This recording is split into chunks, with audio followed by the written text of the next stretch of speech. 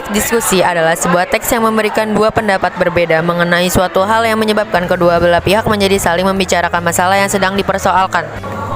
Ciri-ciri: 1.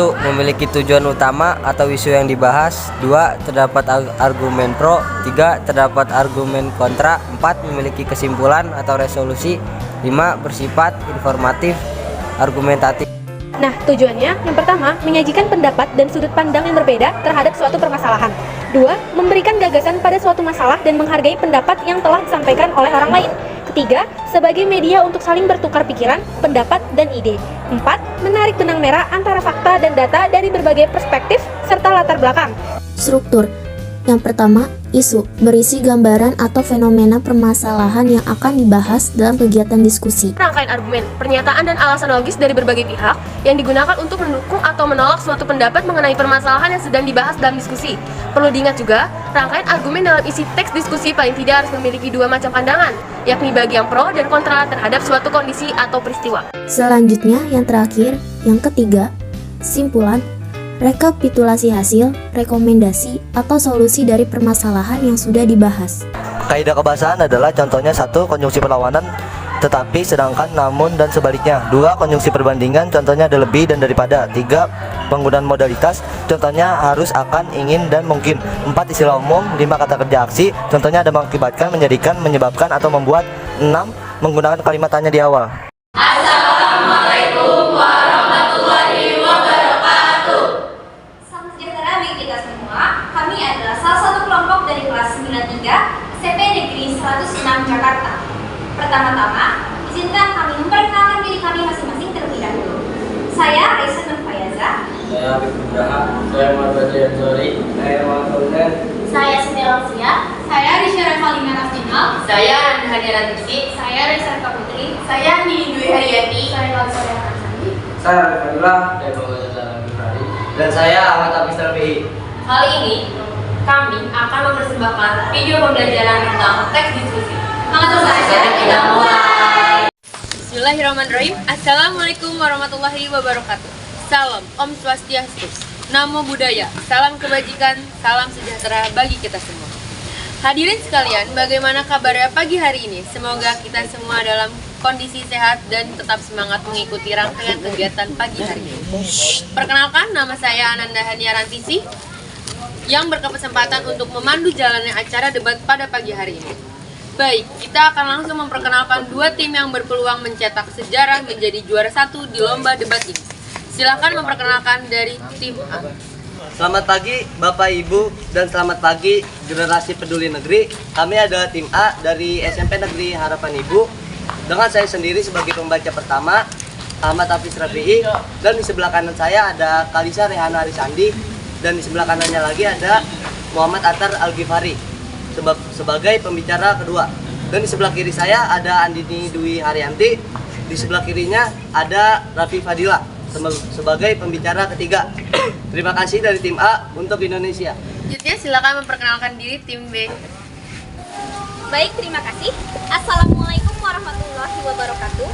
Dan salam Pancasila. Kami adalah tim B dari SMP Harapan Bapak. Perkenalkan, di sebelah kiri saya ada Risha Revalina Rafdinal. Dan di sebelah kirinya lagi ada Muhammad Fadri Ansori selaku pembicara kedua. Di sebelah kanan saya ada Siti Aulia. Dan di sebelah kirinya lagi ada Muhammad Fauzan sebagai pembicara ketiga. Dan saya sendiri, Raisa Nur Fayaza, selaku pembicara pertama.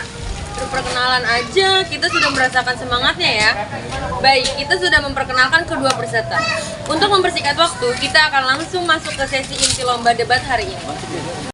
Tema yang akan dipresentasikan adalah kebijakan kurikulum merdeka.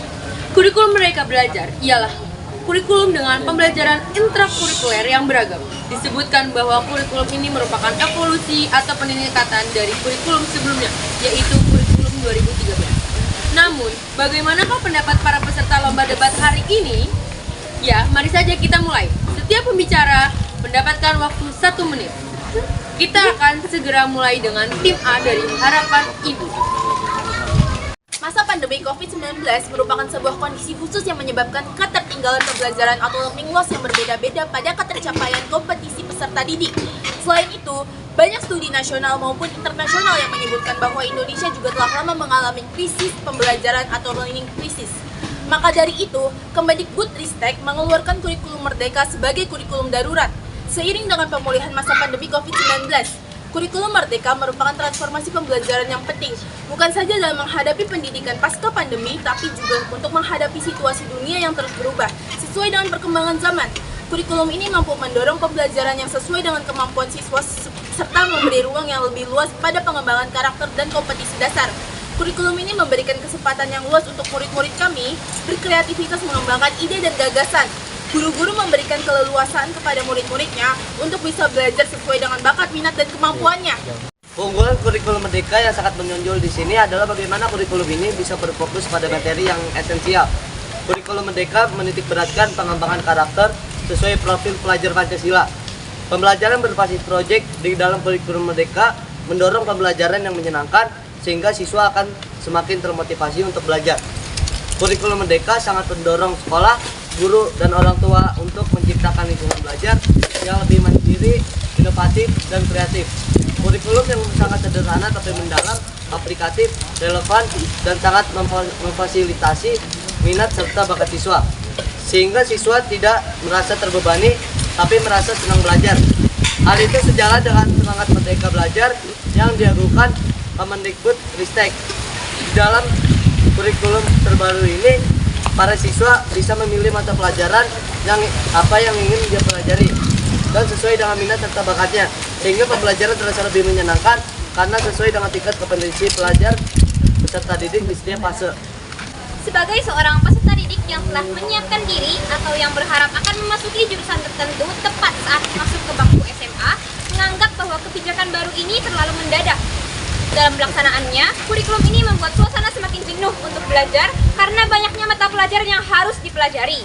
Apalagi masih banyak pendidik yang belum memahami konsep dari kurikulum Merdeka Belajar. Banyak guru yang tetap menggunakan konsep belajar yang lama dan memberikan banyak tugas dan nilai masih menjadi patokan utama. Dalam beberapa sekolah, seorang guru malah tidak memberikan materi karena menurut mereka kebijakan baru ini menuntut para peserta didik untuk bisa menggali potensi mereka sendiri.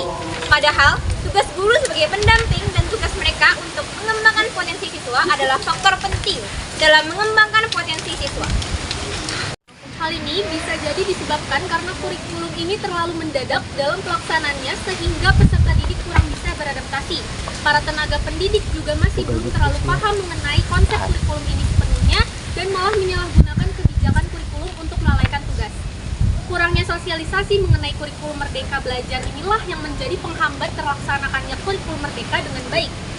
Walaupun Menteri Pendidikan, Kebudayaan, Riset, dan Teknologi atau Mendikbudristek telah membebaskan sekolah baik untuk menerapkan kurikulum Merdeka Belajar ini atau tidak, banyak sekolah yang merasa siap dan mengubah kurikulum sekolah tanpa melihat kondisi peserta didik. Hal ini membuat peserta didik merasa syok dan kaku dalam pelaksanaan pembelajaran kurikulum Merdeka ini.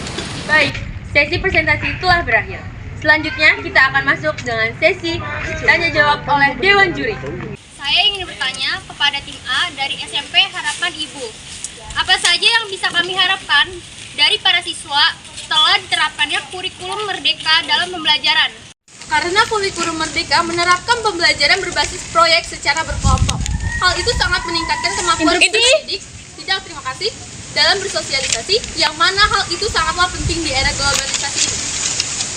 Selanjutnya, ada pertanyaan untuk tim B dari SMP Harapan Bapak. Karena rata-rata pendapat negatif tentang kurikulum Merdeka Belajar ini asalnya dari ketidakmerataan pembangunan, lalu bagaimana cara penanganannya? Gubernur dari masing-masing provinsi atau kabupaten harus memiliki kesadaran lebih terhadap pengembangan kebijakan kurikulum Merdeka ini dengan cara penyaluran dana atau biaya. Interupsi. Tidak, terima kasih. Secara merata terhadap setiap lembaga pendidikan atau sekolah-sekolah di daerahnya. Dengan itu kita dapat mengurangi kesenjangan daerah pedalaman dengan daerah kota. Serta cara penanganan. Tidak, terima kasih.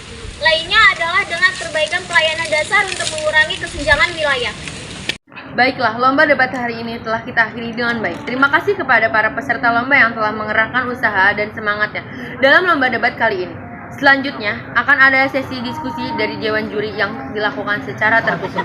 Pemenang lomba debat kali ini akan diumumkan sesaat lagi.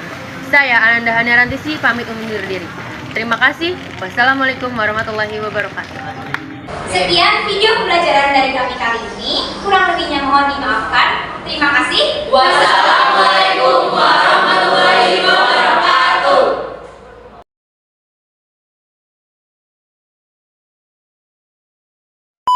Semoga kita dalam baiklah, lomba debat hari ini telah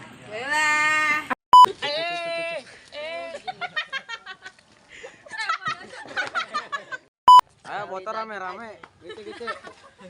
Tim B dari SMP Harapan. Selamat pagi Bapak, Ibu, dan selamat pagi. Jangan ketawa. Makanya diem dulu, kalau nggak diem nggak bisa dimulai. Ketinggalan pembelajaran atau kelas yang berbeda-beda pada ketercapaian Gatar, lihat dong. Joy.